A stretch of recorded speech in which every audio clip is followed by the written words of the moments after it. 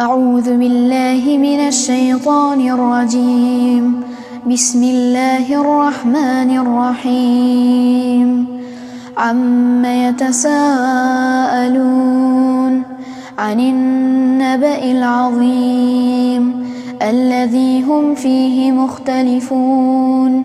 كلا سيعلمون ثم كلا سيعلمون.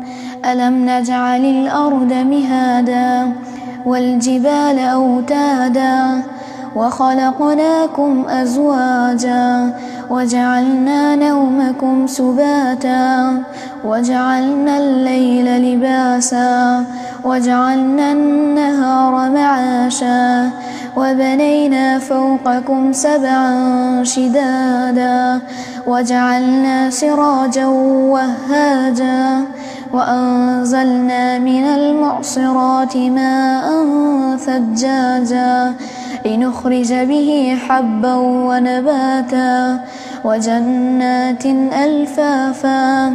إن يوم الفصل كان ميقاتا يوم ينفخ في الصور فتأتون أفواجا وفتحت السماء فكانت أبوابا وسيرت الجبال فكانت سرابا. إن جهنم كانت مرصادا للطاغين مآبا لابثين فيها أحقابا لا يذوقون فيها بردا ولا شرابا إلا حميما وغساقا جزاء وفاقا. إنهم كانوا لا يرجون حسابا وكذبوا بآياتنا كذابا وكل شيء أحصيناه كتابا فذوقوا فلن نزيدكم إلا عذابا.